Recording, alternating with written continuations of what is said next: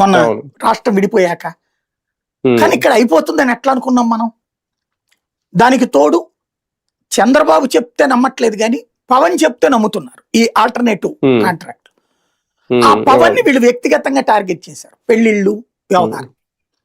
పవన్ కి సింపతి తెచ్చిపెట్టారు వాళ్ళ కాపుల్లోనే. ఏం మనోండి ఎట్లా అంటారు, కాపు నేస్తం డబ్బులు తీసుకున్నారు, అలాగే అన్ని సంక్షేమ పథకాలు కాపులు విపరీతంగా డబ్బులు తీసుకున్నారు. కానీ ఓటు దగ్గరకు వచ్చేటప్పటికి ఎవడబ్బా సొమ్మిచ్చాడు అనేటటువంటి పదాన్ని వాడేశారు. అది జగన్కి మైనస్ అయింది. రెండవది ఎస్సీ ఓట్లు భారీగా కొట్టాయి. రెడ్లేమో బీసీలకు ఇచ్చి మనల్ని పక్కతో పెడుతున్నారని ఇతను దెబ్బకొట్టారు.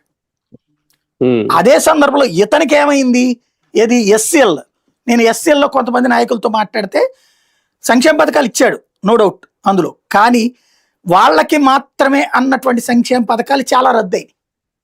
ఎస్సీలకి మాత్రమే ఉన్నటువంటి దాదాపు 20-25 పథకాలు తీసేశారు. ఎందుకంటే ఇదివరకు ఆ పథకంలో ఇంత, ఈ పథకంలో ఇంత అని తీసుకునేవాళ్ళు.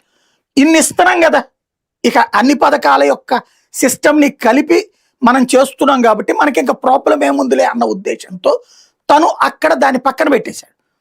ఏది ఇప్పుడు చేయూత్ అని ఇవన్నీ ఇస్తున్నారు కదా, డ్వాక్రా రుణమాఫీ అని అలా ఇస్తున్నారు కదా అని. కానీ ఎస్సీల్లో వచ్చిన ఫీలింగ్ ఏంటో తెలుసా,